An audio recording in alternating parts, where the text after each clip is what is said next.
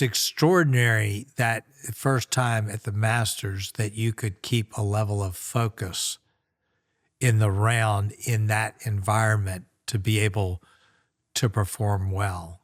I would just imagine being so caught up in the moment and the environment and just being there that I would have a hard time even concentrating on hitting a golf shot. Well, talk about having a hard time concentrating, hitting a golf shot. I had the good fortune of being paired with Jack Nicklaus in the final round. Oh, my goodness. And this was only 2 years after his last victory there.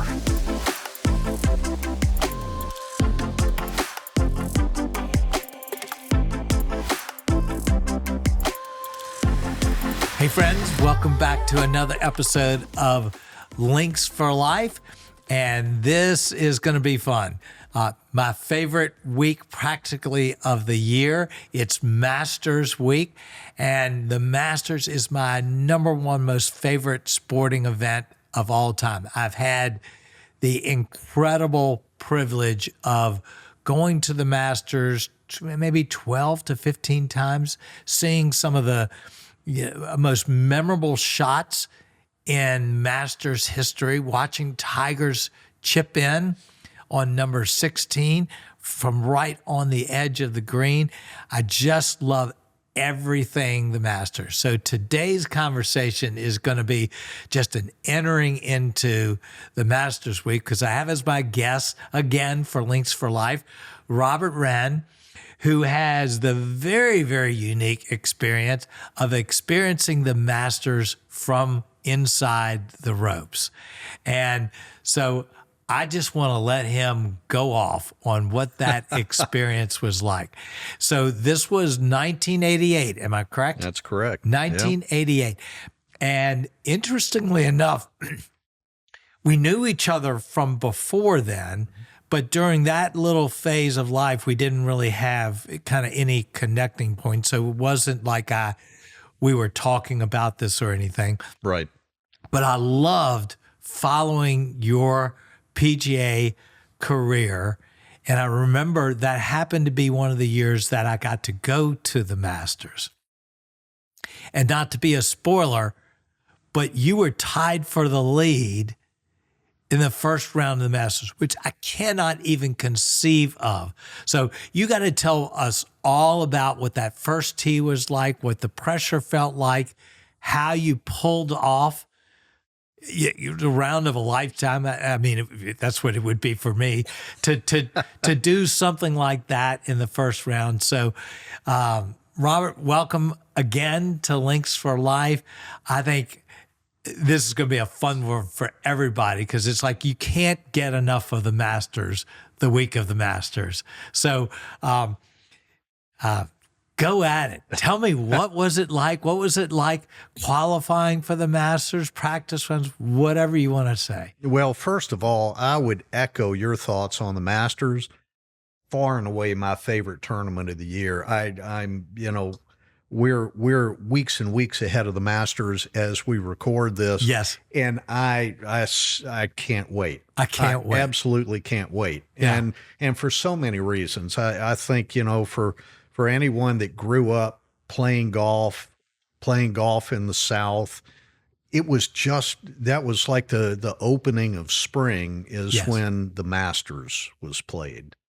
And I think for everyone on tour, the Masters, the Augusta National has gone through different stretches of whom they would invite for which events and that kind of thing.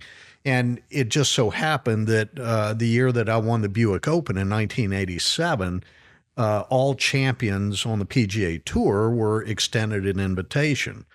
And it's one of like two things golf related that I have framed in my house. That the invitation is one of them. The invitation.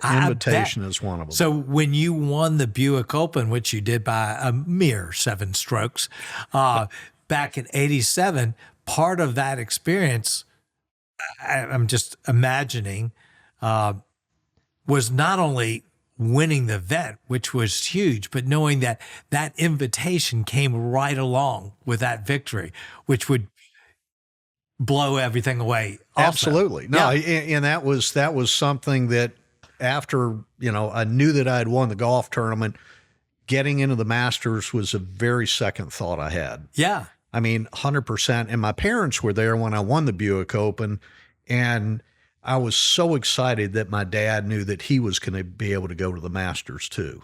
Oh my gosh. Had you been to the Masters as a spectator before then? Had not been as a spectator. I had a fraternity brother at Wake Forest whose father was a member there.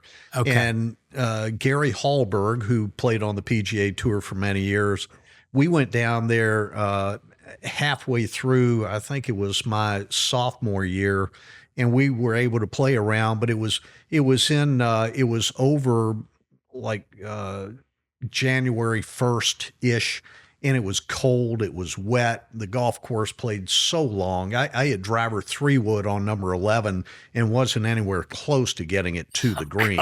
It was brutal. Yeah, yeah. And, this poor guy's father was like, "Are you sure you guys want to go out and play today?" Yeah, he was trying to figure any way not to play, but just everything about the golf course and the club, I just loved it.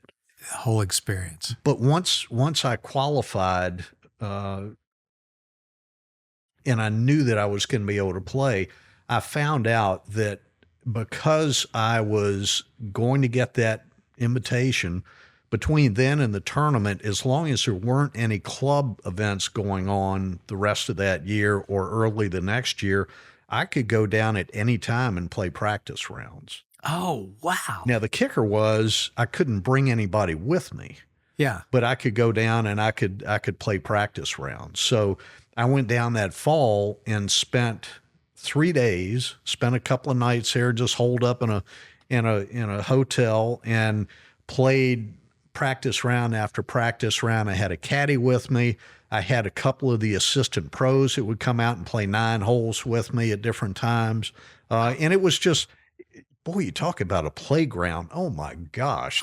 To feel like I've got run of the mill of this place. This is incredible. That just boggles my mind. Yeah. And Yeah. and it was one of those things that if I knew then what I know now, because if I'd qualified for it again and I missed getting back in the next year by 1 shot, not that I remember that. Just a few years later. Not that I still remember that. No bitterness whatsoever. No. What was the putt that you missed? Not that Mark McCumber didn't birdie the last hole to knock me out. No, I don't remember that part of it. Yeah, of course not. Yeah. But if I'd gotten back in, I would have known what I would have done would have been from the time the club opened in the fall. I would have scheduled at least 2 trips down there of 2 or 3 days at a time, just because you could. Yeah. I mean, what an unbelievable experience. Yeah. Even about trying to learn how to play the course better. It's just like, I get to play Augusta National. Right. Yeah. I may never go down this path again, and I want to soak it all in while I can. Yeah. But it was an amazing experience to be able to do that, and to be able to see it under the guise of something that's not tournament. Well, I've seen some pictures, some photos of the golf course kind of aerials when there are no stands. Right. It looks so dramatically different from when, everything is set up. Right. Because the stands tend to frame almost every hole.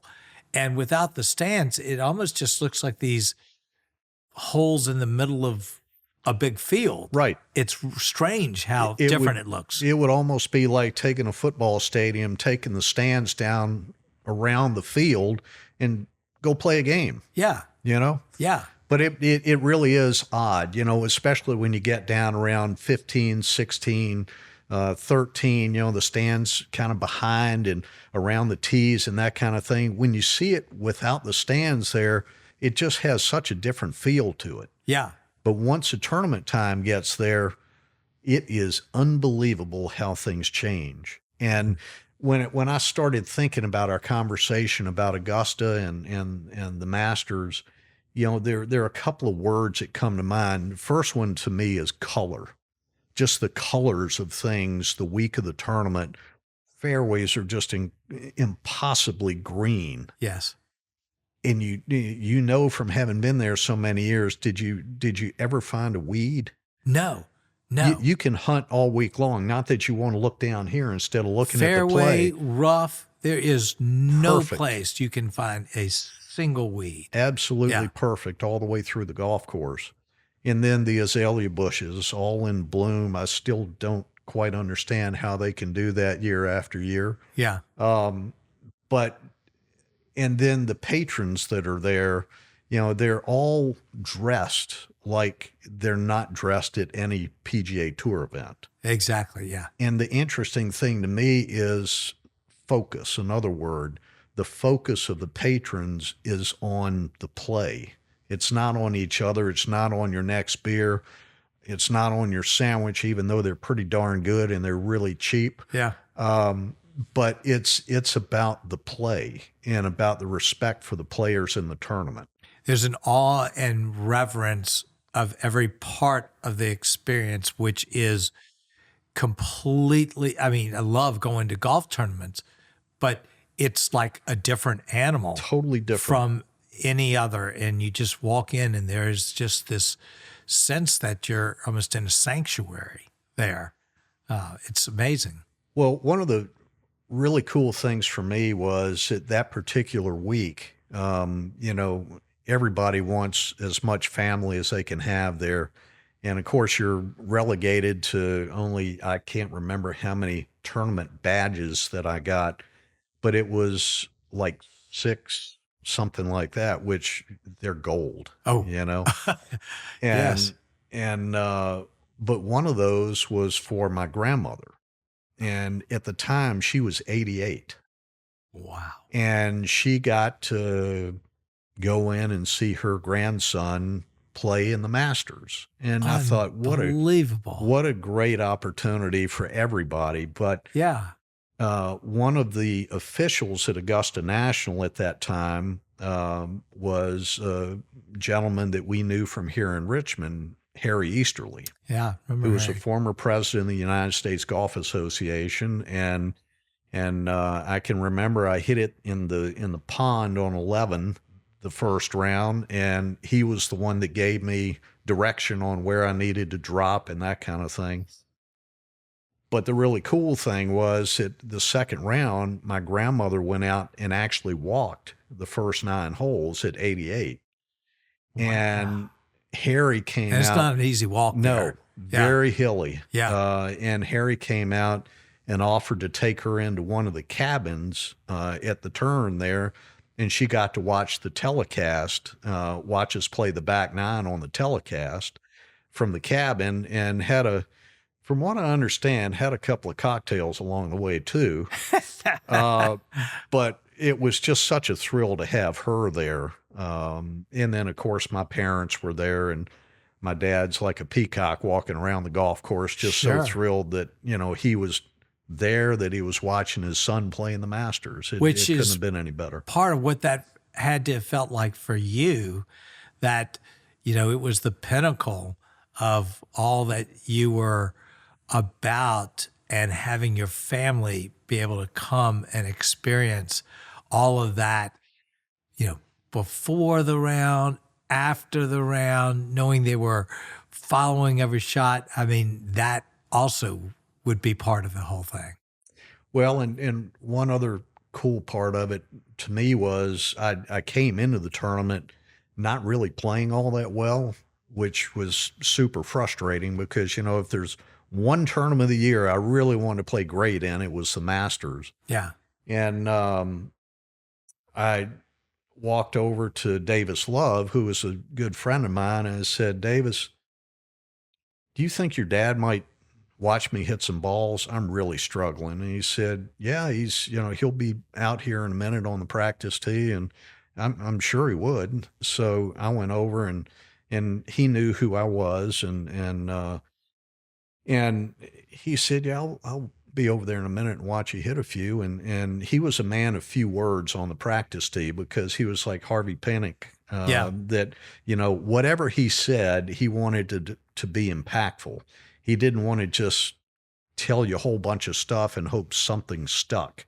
He wanted it to be a simple thought or part of the process that you were going through to simplify things, because you don't learn your golf swing on the Tuesday of the Masters. Exactly. I mean, that's scary to say a word to anybody in that context. But the cool thing was he gave me one or two little things to work on that were simple, that got me to just kind of refresh my brain a little bit and just think about the simple stuff, and allowed me to just go out and play golf.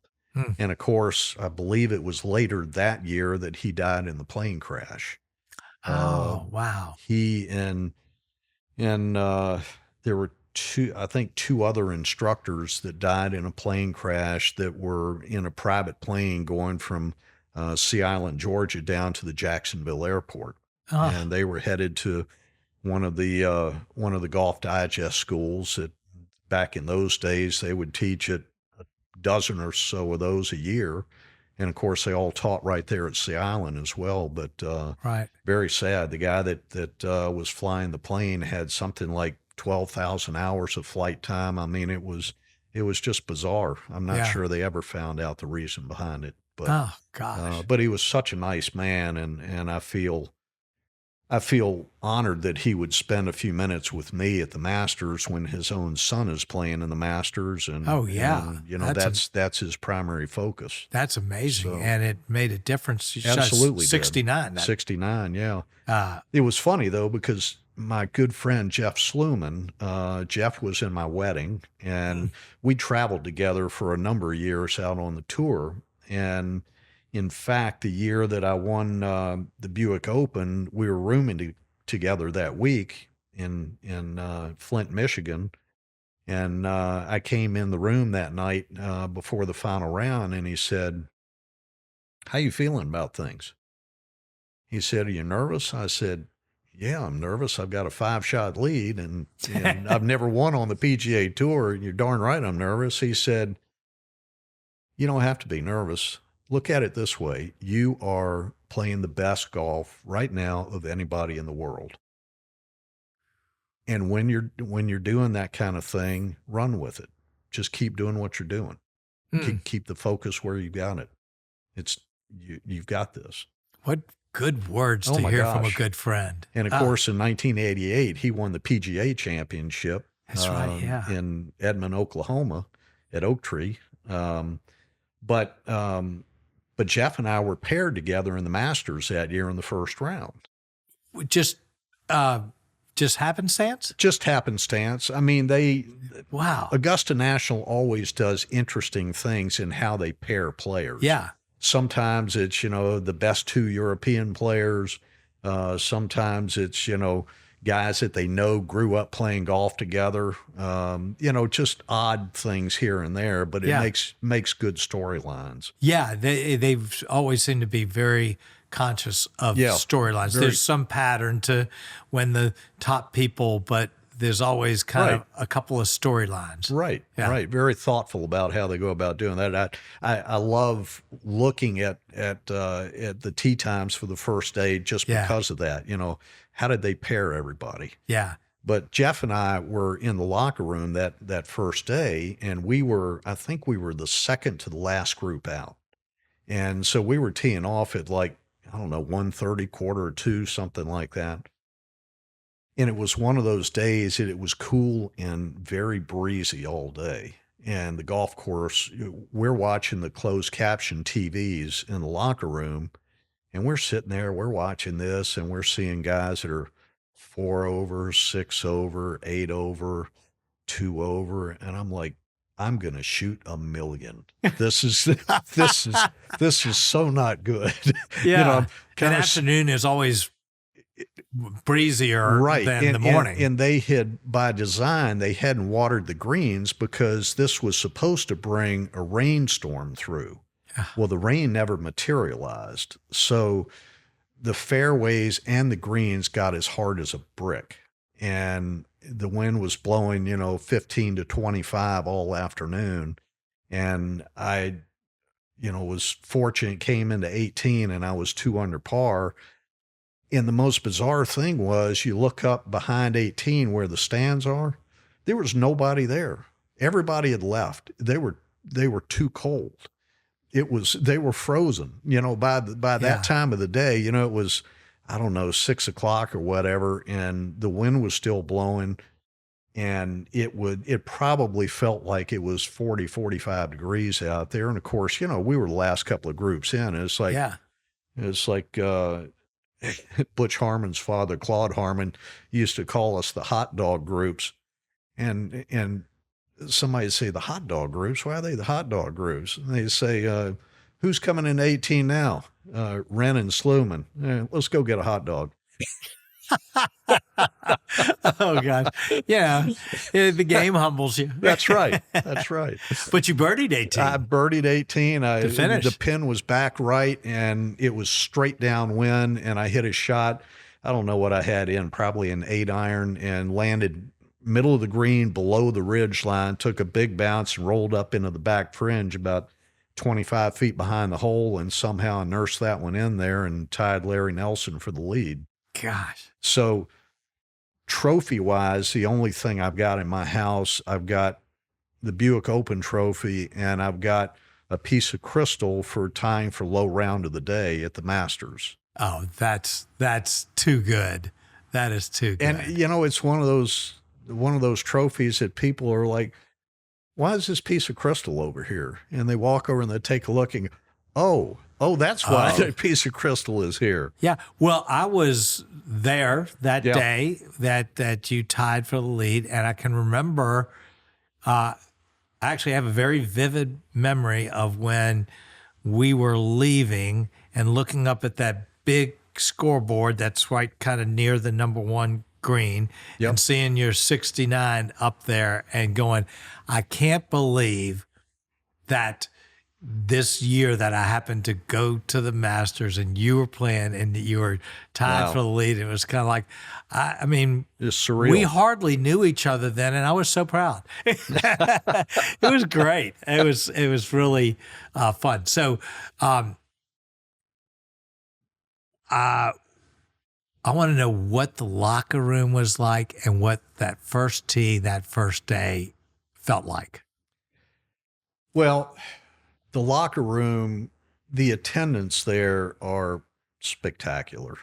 They kind of know what you want or need before you know what you want or need. Yeah. And they could not have been more accommodating. And, the thing I love the most about Augusta National and the Masters in general is how understated everything is, but at a level that is beyond what you can even imagine. Yes.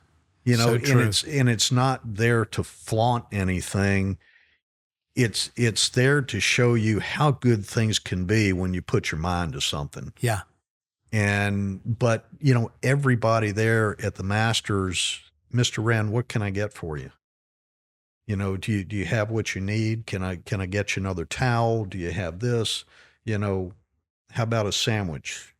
Tell you what, I'll make one at the turn and you just come to the door and I'll have it waiting for you. That kind of thing. And it's like, wow, this is awesome. Yeah.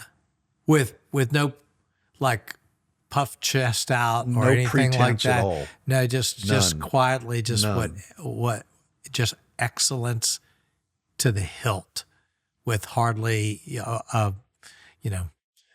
hardly a blink.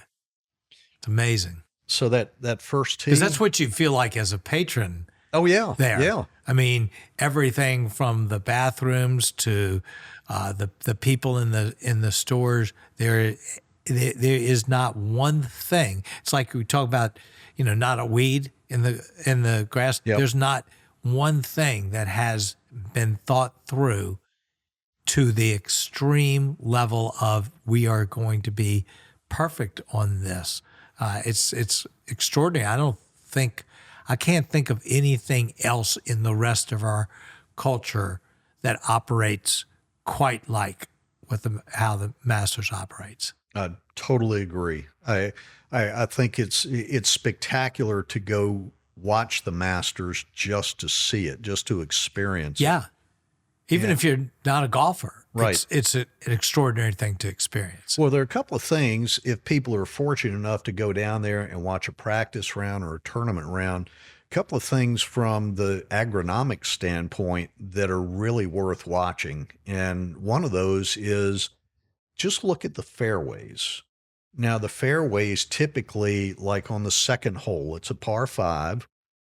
Tee it off. If you hit a big drive, they might be able to get it down the hill a little bit. Right.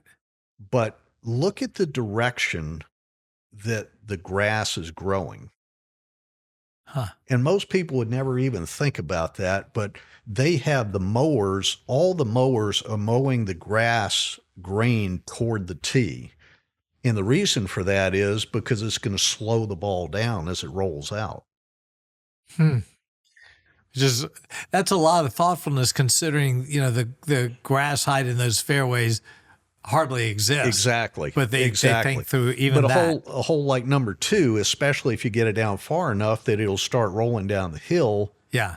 The bristle on that grass will stop the ball, and it might eliminate another 20 or 25 yards of run. Wow. Which could be the difference in being able to get it on the green in 2 versus what am I going to do with this? Yeah, exactly. Another thing, the 14th hole, for example, the par 4, the dog leg left that goes up the hill with the impossible green. Yes. If you look at the trees down the left side, you'll see that the limbs are hanging out toward the fairway, and the trunk of the trees is actually tilted slightly to the fairway because there aren't any limbs on the left side of the tree. Over time, what they've done is trim those limbs to get the tree to hang out so that it's in your vision of play. If the tree goes... narrows the fairway, right, functionally, if the tree is perfectly vertical, you've got another 6-8 yards of fairway to play with down the left side. And that tee shot, you have to hit a draw on that tee shot to keep it in the fairway because everything slopes left to right. Yeah. But with the tree hanging out slightly, it just makes it that much more difficult. Yeah, there's so much nuance. And if a person has not gone to the Masters, you cannot believe how much hill and undulation there is. The TV doesn't come close to capturing it. So one of my, I have gotten to go a fair amount of times, and on a couple of occasions I've been able to take my sons in the later years, but also my brother. My brother was a phenomenal, fanatical golfer, and got to take him one year. And in those days, there were 2 gates by which you could enter, right by number 1 and by number 5. Right. And they would have stands on the right side of number 5 as you come into the green. And on the back side of the stands, which they wouldn't normally do this like at a football stadium, they had a big green tarp so that when you're walking in, you cannot see anything on the golf course until you come around the stands, which is right about in the middle of the fairway. So when you're coming in as a patron, you can't see anything of the golf course, from the gates or anything until that moment. And I can remember walking with him, and he was so excited, and I was so excited to enjoy that with him. And we walked around, and as you said, the green is a green you can't even imagine. And I'll never forget, we walked around that corner, and Mike looked out, and he just got choked up. He, just by looking at the golf course, he was like speechless. He'd never seen anything like it. And as much as people talk about it, he couldn't actually imagine that it was what people were saying. And that is just that kind of unique thing that the whole experience is like. And then to be walking down those fairways like you got the opportunity to do. I mean, that's certainly got to be a highlight of life, No doubt. And, golf life at least. well, and, talking about that experience with Mike being there, to me, playing in the tournament, the first time I was ever on the golf course was when I was there with Gary Hallberg and my fraternity brother and his father. And, just the realization that when you're on the grounds, when you come down Magnolia Lane for the first time, you realize I'm at Augusta National. And you realize what a privilege it is, and how humbling it is to be able to be on the grounds, period. Yes. And then when I qualified to play in the tournament, to be playing in the tournament and be on the grounds that week and being able to go in the locker room and have lunch indoors and have lunch out on the patio and just play practice rounds and hit practice balls. And it's one of those experiences that you're like, excuse me, can we just slow down time here for a minute? I want this to keep going for another 3 or 4 decades. Yeah. But you realize how privileged you really are to be able to experience something like that. It's one of the most beautiful places you ever go. And then on top of it, you have all of golf's history. Yeah. That is, you feel it, when you're there. You feel like, this is something that's really different and unusual. And, to play, to drive down, normal person can't drive down Magnolia Lane. Right. To drive down and to walk into the locker room, and to be on the first tee and to have them call your name.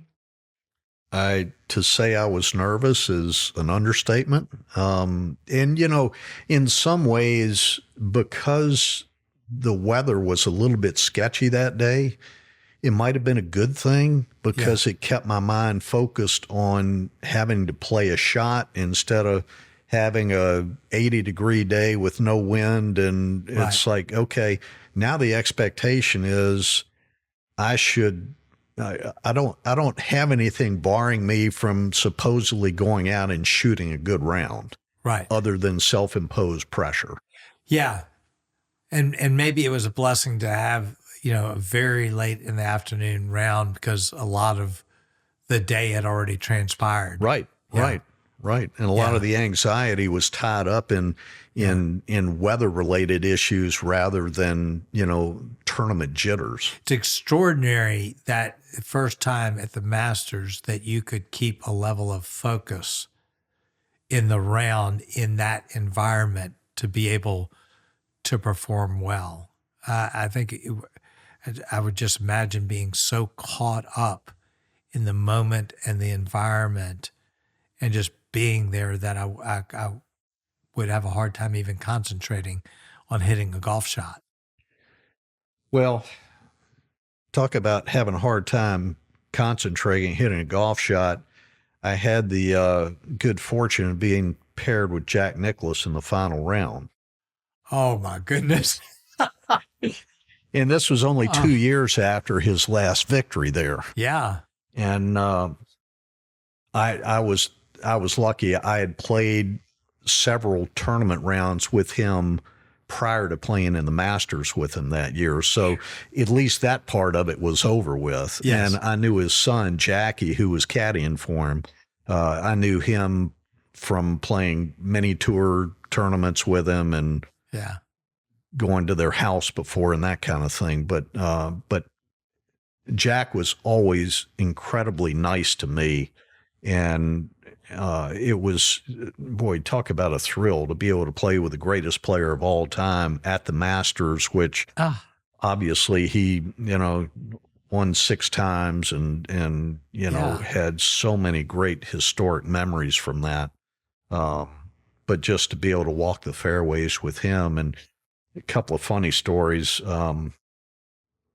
We're on the 11th green, and it was obviously dead quiet down there. And we've been around crowds all day long. It's the first time you're really very far away from the crowds. And so I'm bent down. I've got about a 30-footer I'm looking at for birdie. And it's really quiet. Then I hear this noise. I'm like, what the heck was that? And I look over, and Jackie has the flag stick, and he's got his head down, and his head's bouncing up and down. He's laughing. And I look over at my caddy, and he has his back turned to me. I can see he's bouncing and laughing too. And I look over at Jack, and apparently Jack had some gas that day. Oh, gosh. And he said, it reminded me of John Belushi on the steps there in Animal House when he broke the guitar, and he said, sorry. But he said, yeah, it's the first time we've been away from the crowd. My apologies. Oh, that's hilarious. Oh, gosh. But we get around to the 18th hole, and to give you a brief history of my back nine on Sunday at Augusta, starting at 13, I snap hooked it into the creek. I was trying to draw it around the corner and have a chance to go for it in 2. And I ended up making an 8 on the hole because I hit it in, drop out, laid up, hit a wedge to that front right hole location, which is a traditional Sunday pin, bounces up next to the hole and sucks back into the creek. So I make an 8, and I know, my chances of getting back in the next year are going out the window. Yeah. And couldn't afford anything like that. So I birdied 14, I birdied 15, I birdied 16, and parred 17, and I hit it, tried to cut it around the corner on 18 and clip the tree and drop down to the right. So I've got to punch out and feeling like I've just got to make a par here somehow. And I punch it out and I put it in a decent spot. Jack hits his second shot up on the green. And I go up and I've got my yardage. I hit my pitch shot, and I'm about, the pin's front left as it always is. And I know I'm like 15 feet right of the hole. It's like, yeah, it's okay, but I can't risk going left to the green there. So, I got to put myself where I have a shot at making par. And I hit the shot, and I know it's not that great. And all of a sudden, everybody is on their feet. They're just going crazy. I'm like, what did that hit? It couldn't be that close. I started thinking, you idiot, this is for Jack Nicklaus. He's won 6 jackets here. He's walking up to the green. They're on their feet because of this guy. So I waited for him. I said, go ahead, Jack. All this is for you. And it was amazing. He put his arm around my shoulder and said, well, let's walk up here together. This is for both of us. Oh. I thought, what a class act this guy is. It was incredible. But what a great day of golf that was to wrap up my Masters. Yeah, that's incredible. That's incredible. That is so fun to hear those stories, and just to imagine, because I remember so vividly Jack's victory. Yeah, it was 2 years before, and he was a stud still at that age, and to imagine playing a final round at the Masters with him at that stage of his life, that just is an unbelievable thought to think of you getting to do that. It was, I can still remember him on 12, the par 3. Both of us hit the green there, and he said, that pin's always back right on Sunday on that hole. He said, I never even look at that pin. He said, I just look at the middle of the front bunker there, and I try to hit my shot right over the middle of the front bunker. He said, the way I see it, if it comes up short, I'm in the bunker. If I'm long, I'm not going to make worse than 4. But you can lose a tournament here. Yeah, as we've seen many times. And then on 18, we were walking off the tee, and he had hit a 3-wood off the tee and put it right in the middle of the fairway, straight away at that fairway bunker.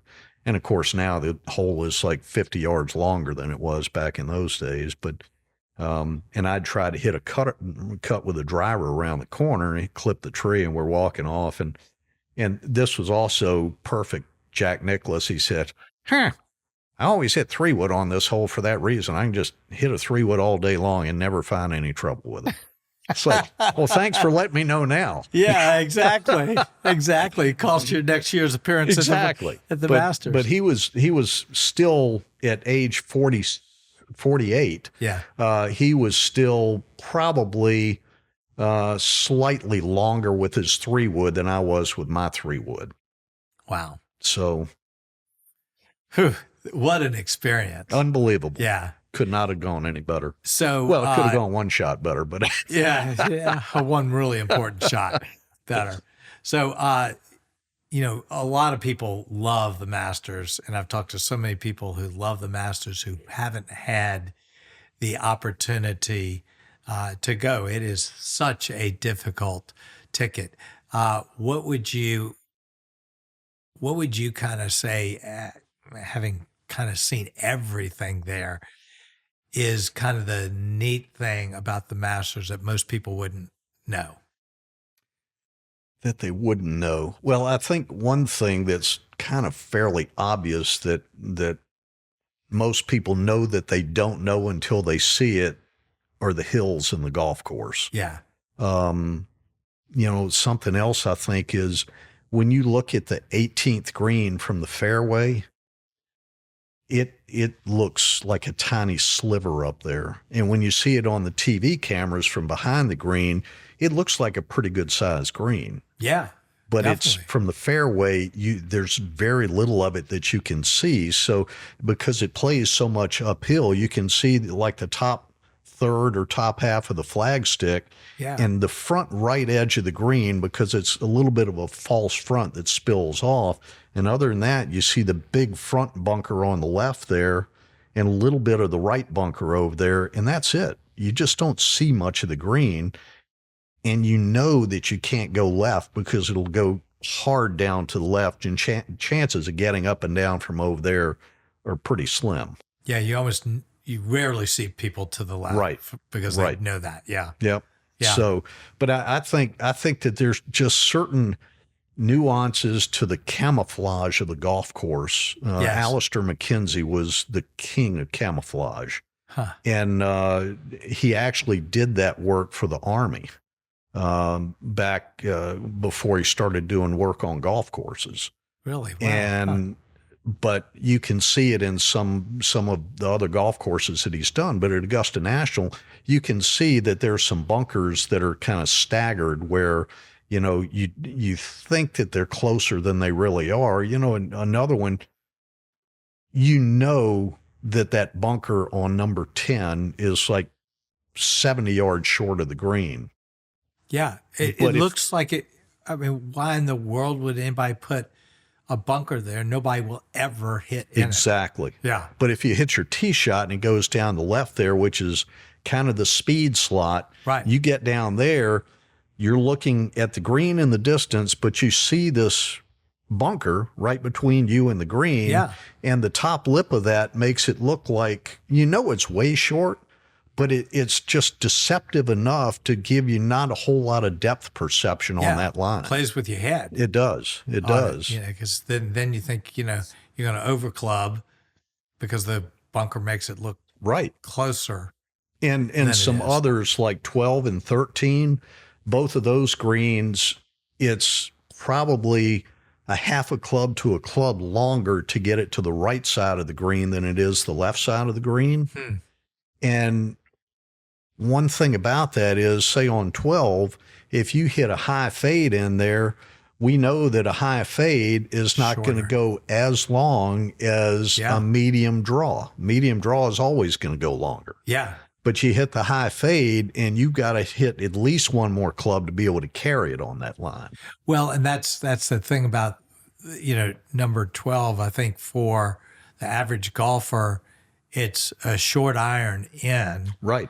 And you look at the green and it kind of looks small, but it's hard for the average golfer to realize why that is so difficult. Right. And it's because of that shape The and angle. that angle, as well as kind of the unpredictability of the winds in that particular spot. Right. But you can't imagine as an average golfer seeing it on television, why is this hole so hard? Right. This looks like it should be the easiest hole on the whole course, and yet it strikes terror in people. I can remember another shot that I had on the 16th hole, the par 3. The hole location was kind of middle left, so it was down on the lower part. Well, as you know from having been there, that ridge kind of goes from front right to back left.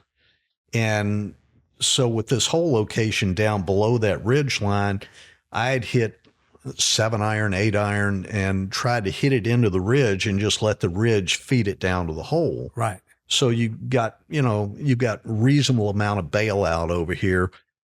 Just in case you pull it a little bit, you got room over there still. And if you push it, you're probably still going to catch the green. Well, I pushed it to the point that I'd missed the green to the right. But I was 3 or 4 yards to the right. But from there, you got to go up over the ridge and down to the hole. And as I'm looking at this chip, Tommy, I'm looking at it and I'm getting ready to hit it. And I'm like, wait a minute.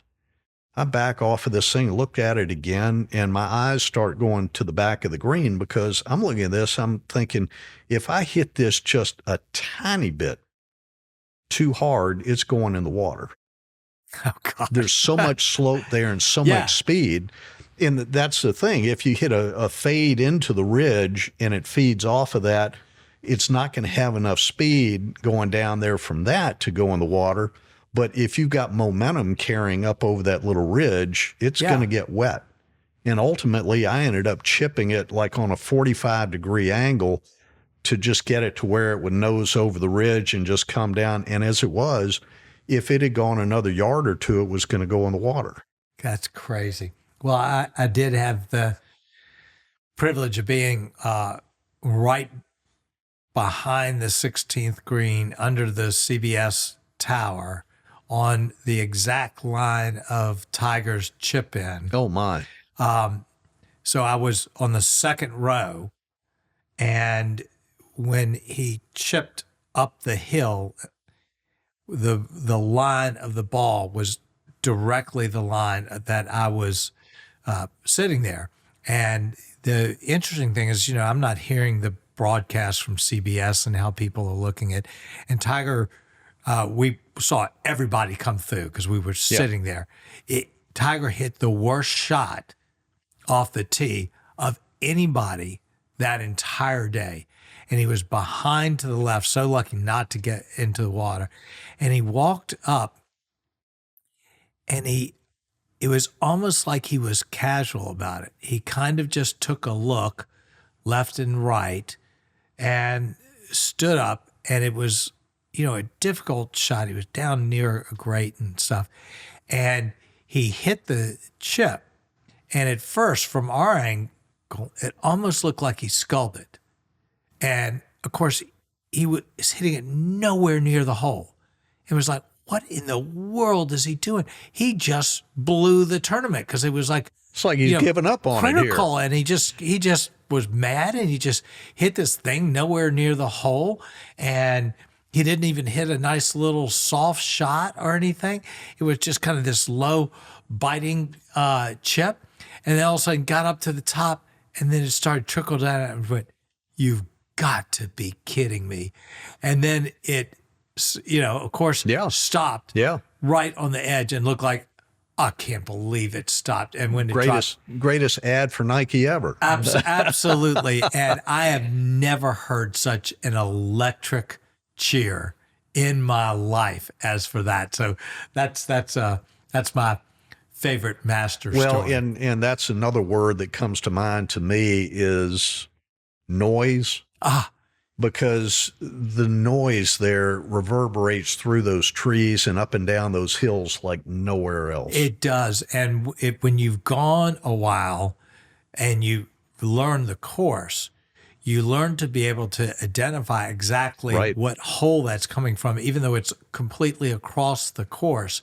And then you actually learn to be able to identify a birdie cheer versus an eagle Right. cheer. Right. You learn the language. You learn the language of the cheers, and then because you're following on the scoreboard where people are, you can learn to go, oh, that was a tiger cheer. Yeah. That was just an average. Yep. And it's funny. Tiger it has cheer its- for par. Yeah, exactly. Yeah. So it's just such a different experience. It's fascinating. Yeah. It's absolutely fascinating. it Can't is. get here fast enough. Well, it can't get here fast enough. And you just know almost every year kind of has its unique drama to it, which is, I can't wait. Well, something that's fascinating to me is every year they make changes to the golf course. I know. And invariably, unless they're pointed out to you, you have no idea, oh, yeah, that tree wasn't there last year. Yes. Or where did that bunker come from? Oh, yeah, last year that wasn't there. Or they took a bunker out, or they added a new pin placement to a certain hole and added another 3 or 4 feet of flat space on it to accommodate it. Well, and having gone to the Masters over, several decades, you cannot fathom how much longer they've made Yeah.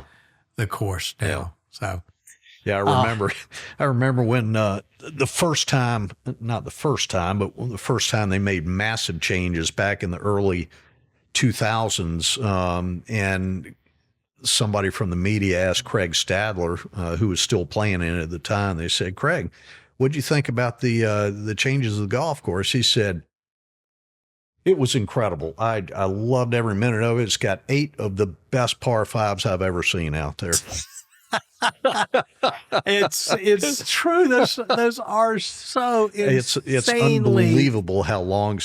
Yeah. Right off the bat, number 1 now. I mean, it is massively long, Yeah. but these guys are all carrying it 300, 310, 320. Yeah. And, but if you can't carry it that far, you got to wood into that green. Well, and so many of those really long par 4s, like 1, 18, they're long as all get out, and they're straight uphill. And 18 is tight. Oh, 18 looks like, you just can't even imagine that you could ever hit a driver without hitting one of those trees. But that's okay because there's no pressure at that point in the Oh, tournament. of course not. Yeah. No, it's so much fun. Well, I can't wait. It's so fun. And we are recording this, way back at the very end of January, and it just gets me jazzed about it. And then it's going to be so much fun when we actually air this, which should be the Tuesday of Masters week. And I can't wait to listen back to this because I'm just going to get jazzed all over again. I'm going back home tonight and I'm going to start researching stuff about the Masters this year and what changes that they made. At least that part now, we're privy to some technology these days. It shows what they've been working on, but I can't wait to see it. Well, and they finally gotten to the point with the television, the telecast, that you can see most of the golf tournament the whole days. Back at our time, it was, you got to see just the back 9. Right. On the last it was days. 2.5, 3 hours, and that was it. Oh, it just drove me crazy. Yeah. So it's going to be a lot of fun. Well, thanks. Can't wait. Here's a question for you. We're going to do a little bit of daydreaming. I'm getting to play the Masters for the first time, Augusta National, not in the Masters, Augusta National for the first time. Okay. And I'm going out there. What's the one tip you would give me for playing Augusta National? Well, there are going to be 2 because the first one really doesn't count. But the first one is go have a blast. Okay. Soak it all in because, if it's going to be your one time to do it, don't worry about the score that you shoot because it's probably not going to be the best score that you've ever shot. But go have fun. Go have fun. Look at all the different angles that you see on television and really get a feel for what it's going to be like when you watch it on TV again. Yes. Get a feel for the greens and where players like to come in from on like the 12th hole and look at how much longer that carry is to the right side than the left. Soak it all in and just have a great time doing that. Yeah. But as far as the actual giving a tip to play Augusta National, it is so important to know your lines there, to know your approach lines, because if you come in from the wrong side, say on number 10, the long par 4 down the hill, if the pin's back left and you're going at that pin, you've got to make your mistake short and right of the hole where you're putting up the hill. If you miss that green to the left, it's going all the way down the hill and probably over in the trees, and you're going to have a really, really difficult up and down. So super important at Augusta National to know your lines that you're trying to hit it on. You're not going to do it successfully every time. It's just not going to happen. But if you can keep the ball under the hole and keep yourself where you're putting uphill, you're gonna fare a whole lot better than you would otherwise. Probably more important than almost any other golf course you play, where you just say, hit a green and, kind of get a general angle. It's like precision required is like nothing else. You can't get away with bad shots at Augusta National like you can at other golf courses. Yeah. It's just not going to happen. Yeah, and that's not apparent on TV. It keeps you honest for sure. Yeah. Well, that's fun. Okay. So I'm going to, maybe I'll find a golf simulator. They don't have Augusta National typically on golf simulators. Georgia Golf Club. Georgia Golf Club. Okay, so maybe Masters Week I'll play Georgia Golf Club, and I'll see if I can remember that. So. Got some holes that look ironically the same as some others that you might see later this week. What a coincidence. Yeah. All right, well, that's great. All right, so watch my lines. All right. Watch your lines. This has been like a massive vicarious thrill for me to talk with you about it and hear about it. So thanks again for being a part of this. Happy to do it. Yeah. Love talking the Masters. We're going to have Love a blast. being a guest of yours too. Thanks. Thanks so much. So it's been a lot of fun. Share this with a friend, particularly Masters Week, and enjoy it. And if you know who's going to win, let me know. Thanks, everybody.